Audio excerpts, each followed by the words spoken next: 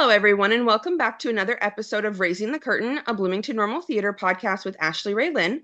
Today, I am here with Jeff Reedy and Judy Stroh of Community Players Theater's upcoming production of A Christmas Story. How are you guys today? Good.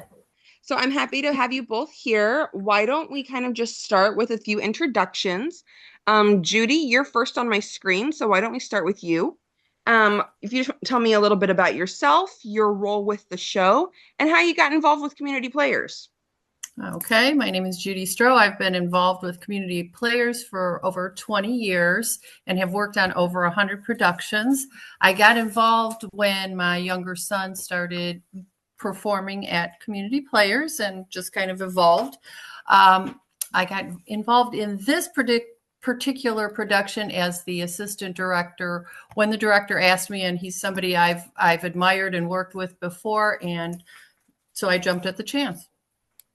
Awesome. What about you, Jeff? Tell us who you are. Name's Jeff Reedy. I've been out at Community Players since my first production in 1999. This will be my 25th show at Players on one side of the stage or the other. And when they announced, when Community Players announced that they were doing A Christmas Story, it's a show that I've always loved, and came out and auditioned for it and got cast as Gene Shepherd / narrator. Awesome. Well, like I said, I'm very excited to have you both here. We're just going to have a little bit of a conversation about A Christmas Story. Judy, let me go back to you. A lot of people, I think, know you from Community Players as the resident stage manager. So I was very excited to see you listed as the assistant director. I know you've been on stage before and you've assistant directed and stuff before. But what was it about this show that you thought an assistant director role would be good for you? Well, I know the show real well. I've seen the movie and am familiar with the story and the characters. And the characters are very average people, easy to relate to. So I thought it would be easy for me to step in the role of directing something like that because it's very natural. Mm-hmm. No, that makes perfect sense. And then Jeff, kind of along the same vein, I know a lot of people know you as an actor, but also more recently as a director over the last couple of years. But you're not typically a musical guy. So I'm curious, why did the musical jump out at you? I'm not a musical person. I don't, I'm not going to say I don't enjoy singing. I just don't sing well. But this particular show is one that I've grown up loving. We watch it every Christmas, me and my family. We randomly will quote it at times. So this was one that I was going to bite the bullet. I will sing in public if I have to, and I just wanted to be a part of it. Awesome. So I'm going to ask you both this question. Judy, I'll jump back over to you. But can you kind of explain a little bit of how the musical is similar to the movie? And then Jeff, I'm going to ask you how the musical is different compared to the film. Well, the similarities, I mean, it is the storyline is the same. The characters are the same. So the audience will recognize the essential elements and essential actors and roles in the show and how the story evolves. Perfect. So we're definitely going to expect to see Mother and Old Man and Randy and Ralphie and our good buddy Scut. That's right. Flick, Perfect. Goggles Kid, you got them. There we go. We got them all. And of course, I'm sure we're going to get to see an iconic leg lamp that everyone knows about. Yes, and a pair of bunny pajamas. Yes. Good. Pink. We love that. Pink Yeah. bunny pajamas. Yes. All right. So, Jeff, other than the obvious of this being a musical, which the film is not, what are some differences that people might see from movie to stage adaptation? A lot of the difference that I've found is with the music itself, it actually expands upon some of the characters. You get more of an in-depth feeling for some of the what would in the movie are main characters, but they're not really main characters. They're supporting characters. The old man, for instance, with his song Major Ward, sung by Bobby, you get a lot more of his motivations of who he is as a person. And because we just see, oh, it's a parent, that's all they are, but they're actually a person and they have feelings, they have their own motivations. So we see some more of that. We see a little bit more into Ralphie's daydreams. 'Cause I believe in the, or I don't believe, I know in the movie, you see the scene where Black Bart and his bandits are attacking and he has to fend them off with with his trusty Red Ryder BB gun. And so you get more of an in-depth into his daydreams and fantasies. So it just kind of fills out the world a little bit more, I feel. Oh, I love that we're going to get some more backstory to these characters. That's great. I will be the first to admit, I I did not grow up on A Christmas Story, the movie. I was more along the lines of, the Santa Clauses and the Grinch and those ones. Um, and it wasn't until I would say probably within the last 5, 6 years that I really became acquainted with the fi film. And believe me, I feel very uncultured. Um, but it is an adorable film that everybody loves. Jeff, let me stick with you since you had mentioned it and like you watched it growing up and stuff. Why do you think the film has such this cult following and is such a classic that it is? Well, there's always the nostalgia feeling, not only for the kids watching it, and then you go back a few years later and watch it and remember it, but also the adults when it first came out watching it, remembering their own childhood, their own that one special Christmas gift, whether it's a BB gun or, an easy bake oven or a Barbie's Malibu dream house, whatever the gift may be, every kid had that one gift that they remember for that one particular Christmas. So even though the object of the story may not resonate with people, the actual feelings involved with it definitely do. And it helps you bring you back to a simpler time in life. Oh, I love that. Judy, what about you? Why do you think this has such a cult following to it? I think I can agree with Jeff. I think it just, the people are people not maybe by name, not maybe by all the little idiosyncrasies, but it's all things that everybody has experienced. We've all had a bully in our life. We've all had something we wanted. We've all had parents and trying to deal with growing up and working with your parents, and parents having their own dreams and their own vision of what they would like their life to be like and what their life was like as a child. I think all of those things are in this story. Amazing. Judy, let me stick with you because as someone who just came off of doing James and the Giant Peach, obviously you were involved with that one as well, which I believe that had about 6 or 7 kids. From what I've heard through the grapevine, you guys have 21 children in this cast. Is that That's correct? correct. Yep. How has it been working with all of them as a staff member and as an actor, Jeff? Well, as a staff member, it's been a little bit of a challenge, not in that the kids aren't really wonderful to work with. They've been really good. But in this particular cast, not only with children, but even with the adults, we have a lot of people new to theater.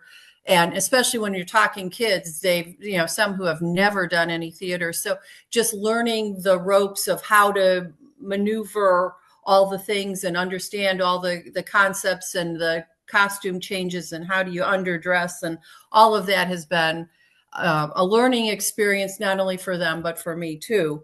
But yeah, it hasn't it's been good. They take direction real well and they sing loud. There we go. They project. That's great. Jeff, what about you from a cast member's perspective? I know the backstages can get really crazy and you never know where someone might be, but how has that been for you working with all the kids? I'm going to be honest. I've always been kind of a curmudgeon that I don't like working with kids. It's not fun. I always have this preconceived notion about, working with children, and this cast has completely changed my mind on that. There's not a single kid in the cast that, okay, this is a problem child or anything like that. They're all phenomenal to work with. They're all very attentive. They're all willing to learn. And they're all, hey, if I do this, how does this look? They're all very centralized on the story that we are trying to tell. There's not a diva moment among them, which is very easy to do with kids because, oh, it's my first time on stage. But they're all just phenomenal to work with and very, very talented. I get goosebumps all the time just listening to some of their singing. Like, can we pull some of them into some of the adult songs because we could use that power that they have? Awesome. While we're on the subject of the kids, I do feel like I want to give a shout out to Khaleesi, who's playing Ralphie. Anyone who recently saw Mary Poppins, Khaleesi played Jane Banks for half of the performances. Um, and I worked with Khaleesi all the way back to Matilda, and she is one of the most humble and talented children I have ever worked with. Um, I know you guys said that the entire children's group has been great, but I'm curious like what your experiences have been working with her and how she is embodying the role of this iconic little boy Ralphie. She's done phenomenally well. She has become Ralphie, and she really wanted the role. I will tell you that when we were casting the show, Scott was pretty adamant that he wanted a boy playing Ralphie, but Khaleesi outshined every single one of the other auditioners, and we could not give her the role. She deserved it, and she plays it very well. She got her hair cut to look like Ralphie, and I don't think anybody will really know that she's a girl. She doesn't come off girl-like in the show. She takes direction very well. And I mean, I've given her a couple of, little notes like, hey, can you try this or try, and bam, it's there and it's done really well. So yeah, it's been great.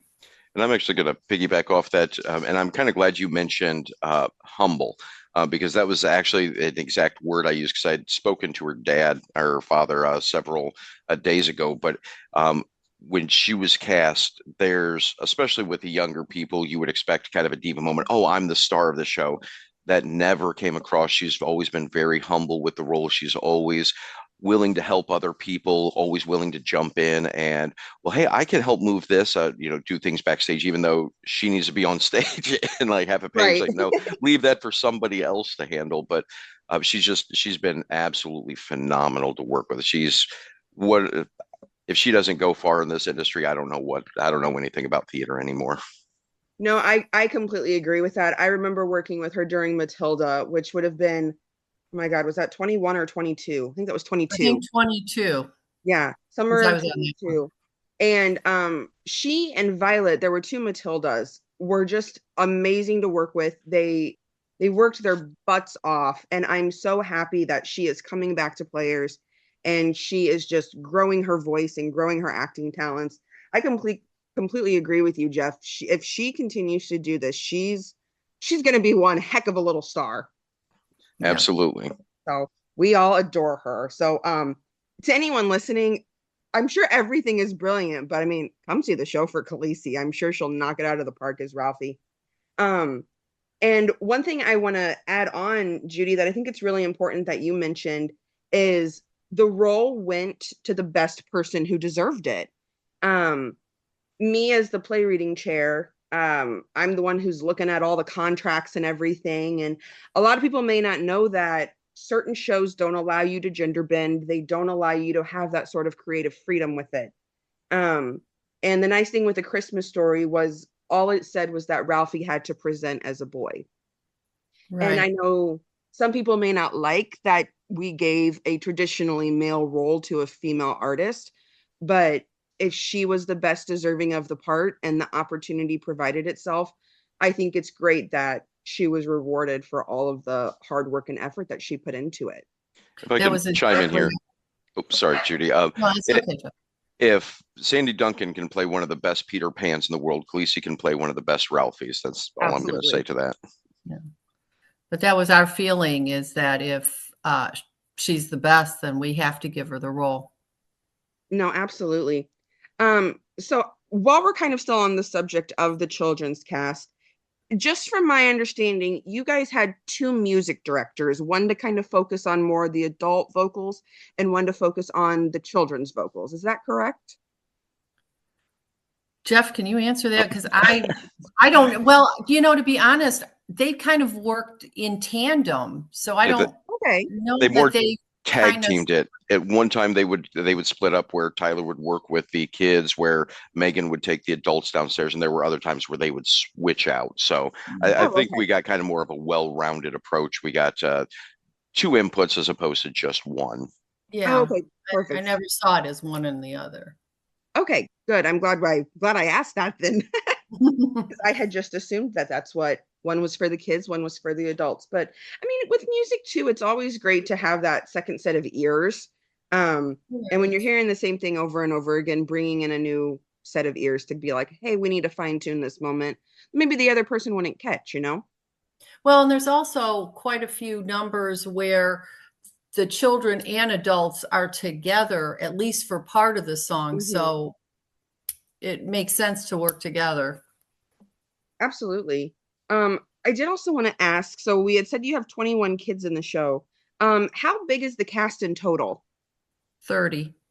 30. And Judy, do you know off the top of your head, how many of them this is their first time doing stuff at Community Players? I would say, and Jeff, correct me on that, I'd say close to half. Okay. Does Yeah, that, I'd is say half, that what you agree? and even some of the return people have only done two or three shows there, so they're still relatively new. I Yeah. Right. I think the most seasoned people there, number wise for shows, would be myself, Maggie Borkholder, Lyric Borkholder, and Riley Christensen. I think are the ones that have multiple shows. But aside from that, there's not a lot of repetition for casting, so it's an absolute great opportunity for them to come out and for the town to see new talent and new faces. Absolutely. And I know Phil Hoffman used to do stuff back in the day, hasn't done stuff in years. Same thing with Juliet Wright, who I believe she's playing Mrs. Shields. Yeah, Oh yeah, that's I correct. didn't mean to leave out Juliet. I'm sorry, Juliet. No, Yes, she you're is one of our seasoned ones as well. yeah, I'm just like trying to think of the names I remember off of the cast list. Yeah. But no, I But I I mean, agree. I love that we're getting all of these new faces to come out. So let me ask you guys this, Jeff, since you had mentioned it early on. Do you have a Christmas that you remember or that special Christmas gift that you got when you were a kid? A special Christmas gift? No, I do have a special Christmas I remember, and it was actually during part of the audition process. We all had to get up and tell a Christmas story we had, and Oh, mine actually involves a BB gun. I was 13 or 14. I can't remember the age, but I got a BB gun, was all excited to go use it, took it up to my room, used a knife to open it up, and slipped and stabbed myself in the hand. Tried to hide it from my parents and ended up that was the Christmas that we'll always remember as the time I had to get stitches in the ER on Christmas Day. well, you didn't shoot your eye out, but you sliced your hand. Exactly. Oh, that's funny. Judy, what about you? I think and this really takes me back a long way because I'm quite old. But I mean, I was like 4 or 5, and there was this new toy out. Now, this is really a long time ago. It was this little dog, and its name was Chap, and it would walk. It was this little robotic dog, and I really, really wanted it, and I got it for Christmas, and I still remember how excited I was. Oh, that's adorable. Jeff, I was really hoping you were going to say yours was that Barbie Malibu Dream House. I was more the easy bake oven. I like to cook, but Okay, valid, valid. So, all right. Anything else you guys would like to discuss about the show before we start getting into, all of the details of how people can get tickets and performances? Let's. one thing I would say is that not only come out see the show because the the kids deserve an audience. I mean, the amount of talent they have. And I was talking about working with kids, being a curmudgeon and not wanting to work with kids, is because I remember when I was in second grade, and actually our stage manager, Alan Wilson, was my director Hey, mine for too. The King and I. And I was one of those heathen children running around backstage all excited, hopped up that, oh, I'm, an actor. Was just, I was worried that I would have to deal with one of those kids. None of them have been like that. They've all been phenomenal to work with. They deserve all the recognition in the world. And not to shy away from the adults as well. The adults are absolutely phenomenal. A lot of their first time out with us. Everybody involved with this has done a phenomenal job. So the town owes it to themselves to come see the show. Yeah, Wonderful. we've put in a lot of hard work. These people have spent hours, and Jeff is one of them because he has a million lines, and Yes. he has spent an enormous time learning them, if for no other reason, just to come and hear him say them.